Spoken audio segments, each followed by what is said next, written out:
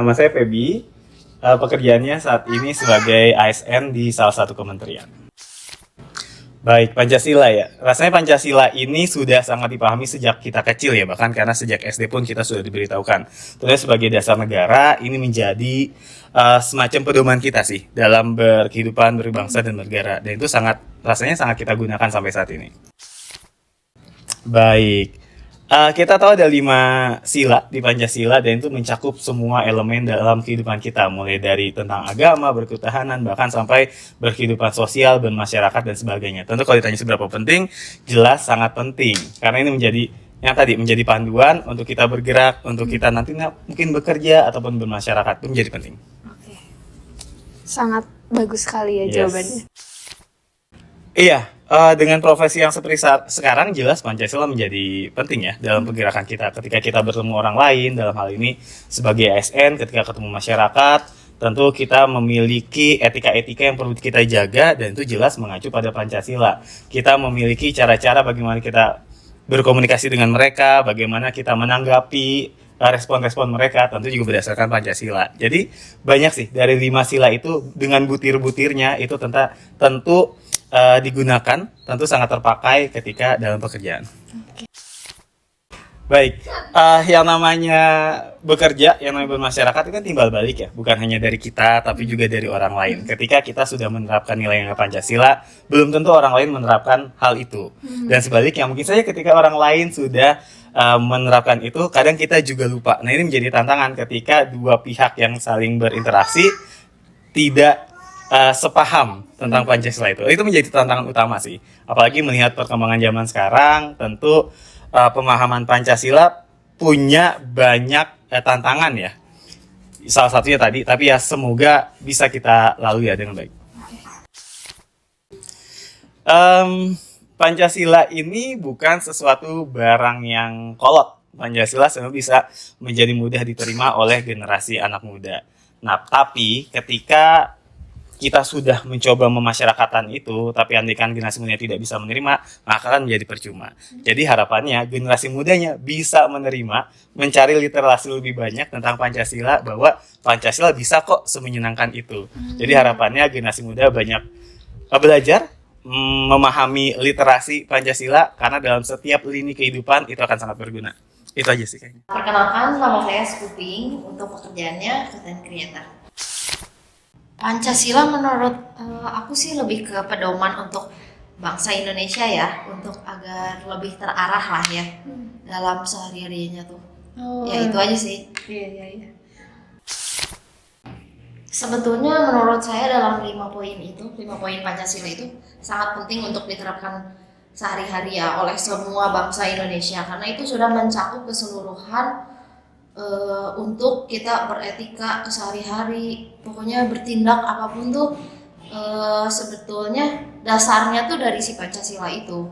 Jadi menurut saya itu cukup penting sih.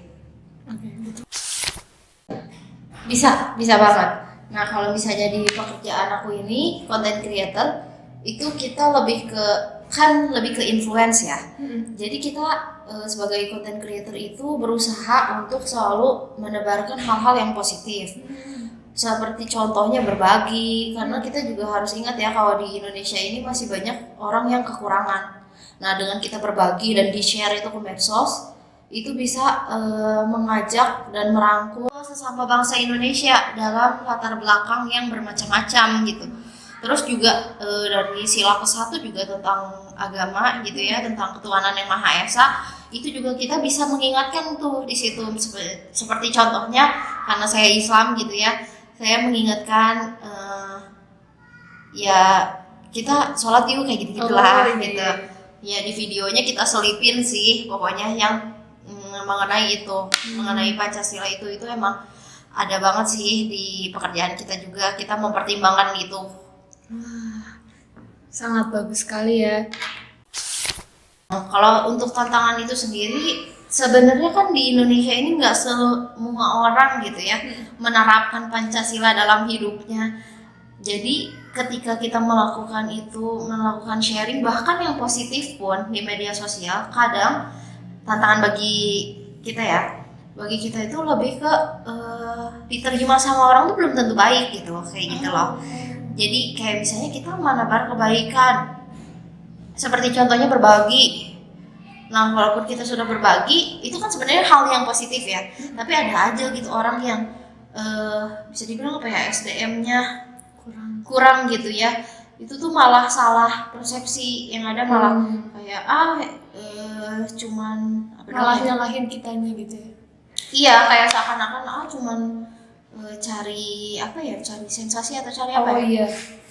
Kayak caper gitu ya. Kayak gitu. Padahal kan sebenarnya kita sebagai content creator itu berusaha untuk emang real menebarkan kebaikan. Mungkin banyak juga volunteer yang content creator gitu. Itu tujuannya biar semakin banyak lagi bangsa Indonesia yang saling rangkul untuk melakukan kebaikan, menolong sesama bangsa Indonesia gitu. Jadi tantangannya lebih ke gak semua orang menerapkan itu, dan itu yang menjadi tantangan karena responnya kadang malah jadi terbalik gitu. Oh iya. Gitu sih. Oke. Mudah-mudahan sih nanti kan kedepannya pasti teknologi makin maju lagi ya. Nah, dengan majunya teknologi mudah-mudahan sumber daya manusianya, SDM-nya makin tinggi, makin berkualitas, pokoknya makin terbaik deh, dan tidak disalahgunakan si teknologi itu gitu. Oh iya. Dan mudah-mudahan sih bisa lebih mengetahui atau menerapkan nilai-nilai Pancasila supaya lebih terarah lagi dalam melakukan kehidupan sehari-harinya. Ya, kenalin, nama gue Ziaul Haq Yusri, gue dari mahasiswa Telkom University. Di sini gue ada tugas dari mata kuliah Pancasila, pengen nanyain tentang Pancasila. Menurut gue sih Pancasila itu sebagai pedoman hidup kita ya, buat kita sebagai warga negara Indonesia. Isinya nilai-nilai penting kayak gotong royong, keadilan, dan juga persatuan.